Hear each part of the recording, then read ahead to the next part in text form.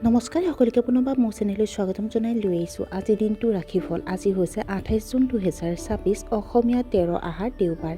আজি সূৰ্যোদয় সময় পুৱা 4:18 আৰু সূৰ্যাস্ত সময় 6:10। আজি হৈছে চতুৰ্দশী তিথি আৰু শুক্লপক্ষ। আজিৰ দিনটো প্ৰথম ৰাশি হ'ল মেঘ ৰাশি। আপোনাৰ কাম সময়মতে সম্পূৰ্ণ নহ'ব আৰু ক্ষতি হ'ব। কোনো নতুন কাম আৰম্ভ কৰিবলৈ খৰখেদা নকৰিব। আপুনি বাকী থকা বাবদ ধন আদায় কৰাত অসুবিধাৰ সন্মুখীন হ'ব পাৰে। আপোনাৰ মনত নেতিবাচক চিন্তাৰ সৃষ্টি হ'ব পাৰে। শিশুৱে হয়তো পঢ়া শুনাত অৱহেলা কৰিব। গধুৰ বা তেলীয়া খাদ্য খোৱাৰ পৰা বিৰত থাকিব লাগে। বৃষ ৰাশি। আপুনি আপোনাৰ আত্মীয়ৰ জৰিয়তে আৰ্থিক সুবিধা লাভ কৰিব। বিদেশত বাস কৰা সকলে ভাল চাকৰি এটা নিশ্চিত কৰিব পাৰিলেহেঁতেন। ল'ৰা ছোৱালীয়ে পঢ়া শুনাত মনোনিৱেশ কৰিব পাৰিব। অবিবাহিত ব্যক্তিৰ বাবে বিবাহৰ সম্ভাৱনা উদয় হৈছে।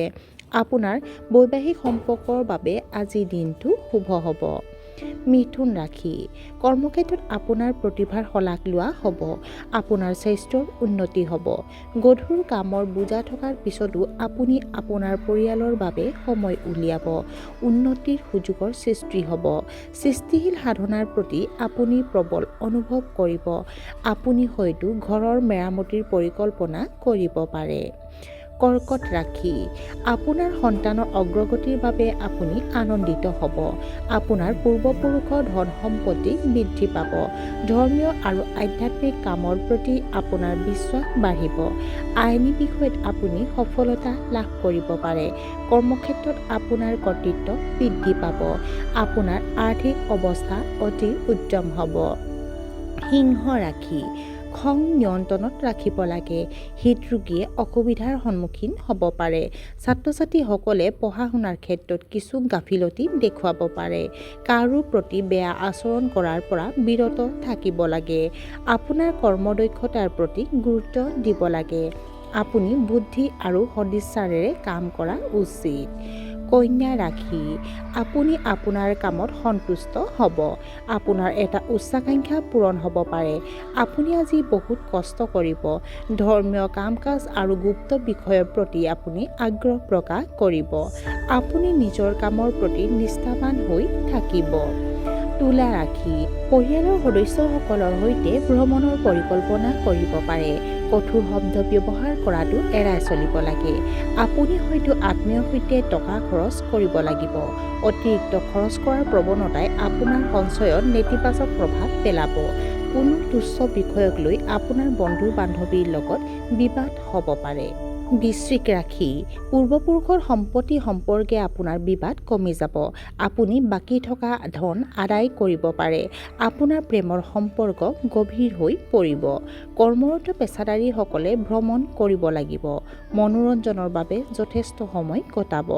আপোনাৰ সামাজিক স্থান উন্নত হ'ব। ধনু ৰাশি। চৰকাৰী কৰ্মচাৰীয়ে সমস্যাৰ সন্মুখীন হ'ব পাৰে। পৰিয়ালৰ সদস্যৰ লগত আপোনাৰ মতানৈক্য হ'ব পাৰে। নিবনুৱা লোকে পৰিয়ালৰ পৰা হেঁচা অনুভৱ কৰিব পাৰে। অতি আত্মবিশ্বাসৰ বাবে পৰিস্থিতিৰ মূল্যায়নত ভুল হ'ব পাৰে। আপোনাৰ সহকৰ্মীসকলে আপোনাক অপমান কৰিবলৈ চেষ্টা কৰিব।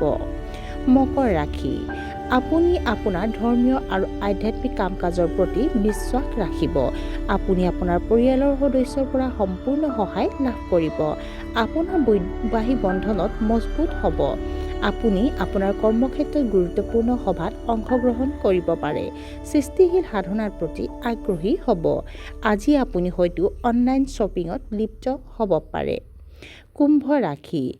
আপুনি আপোনাৰ কেৰিয়াৰৰ সন্দৰ্ভত অতি সক্ৰিয় হৈ থাকিব। আপোনাৰ আৰ্থিক অৱস্থা অতি উত্তম হ'ব। আপোনাৰ পৰিয়ালত শান্তি আৰু সুখ থাকিব। বন্ধু বান্ধৱীৰ সৈতে আপুনি এটা সুন্দৰ সময় কটাব। ব্যৱসায়ত আপুনি আশা কৰাতকৈ অধিক লাভালাভ কৰিব। আয়ৰ নতুন উৎসৰ উন্মেষ ঘটিব। আৰু আজিৰ দিনটোৰ শেষৰ ৰাশিটো হ'ল মীন ৰাশি। আপোনাৰ কামৰ মানদণ্ড উন্নত হ'ব। ঘৰতে হ'ব পাৰে শুভ অনুষ্ঠান। জ্যেষ্ঠসকলৰ পৰা পোৱা পৰামৰ্শ আপোনাৰ বাবে অতি উপকাৰী বুলি প্ৰমাণিত হ'ব। নতুন মাইলৰ খুঁটিত উপনীত হ'বলৈ আপুনি উৎসাহিত হ'ব। আপোনাৰ জীৱনসংগীয়ে তেওঁলোকৰ কৰ্মক্ষেত্ৰত উৎকৃষ্ট ফলাফল লাভ কৰিব। আৰু আজিৰ দিনটো ৰাশিফল ইমানতে অন্ত পৰিছে। আশা কৰোঁ আপোনালোক প্ৰত্যেকৰ আজিৰ দিনটো সুন্দৰ হওক। ধন্যবাদ।